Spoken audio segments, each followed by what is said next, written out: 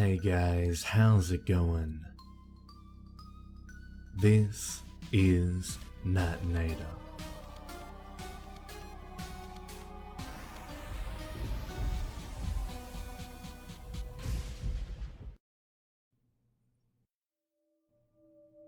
No one will come for you. That's what he said every night as I lay entombed in the fears I had long ago resigned myself to. My brother loves to torment me. He always has. He's always taken great pleasure in my fear and misery. His idea of fun. When I was 3 years old, I vividly remember every night, at around 9 o'clock, my mother would tell me it was time for bed. She would tuck me into the bottom bunk of an old, steel, self-assemble bunk bed. She would kiss my forehead before saying goodnight, turning the light off, and leaving the room, closing the door tight. As I lay staring at the dim light of the room, taking in the various silhouettes of the furniture, I would hear the springs of the top bunk creak and give. I would close my eyes and silently cry, knowing my brother's cruel game was about to begin. Every night was the same. My brother would growl at me in his malevolent croak about all the pain and misery awaiting me. "No one will come for you," he would begin. "No one will save you when I take you down to the other place."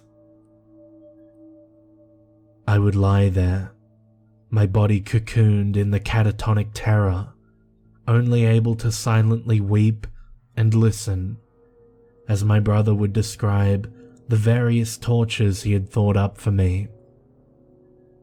Like breaking all my bones one by one, so slowly that, by the slow deliberate snap of my last rib, my fingers would have already somewhat healed, allowing him to start again and again, forever. He would tell me that one day he would deliver on his threats, but for now, it was more fun to just tell me what he had in store. My brother loves to torment me. So yeah, this was my childhood up until I turned 7. My father decided that it was time to get rid of the bunk beds. He had brought them when my mother was pregnant. We live in a small flat in London, not a lot of room at all.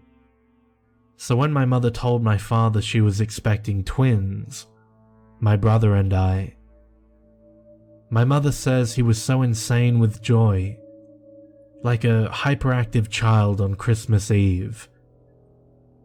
He went out to the bed store that day and bought that damn steel bunk bed, saying it was the perfect solution for our lack of room. Even though he knew the bunk bed wouldn't be used until we were at least 2.5 years old. He had our bedroom fully decorated and furnished, complete with bunk bed 2 months before we were born. I say we. Sadly, my brother died whilst my mother was giving birth, so I should say before I was born. I don't know much about what happened exactly. I'm very hesitant to ask my parents, as the mention of the subject sends the two into tears, and well, it's just not spoken about in our home.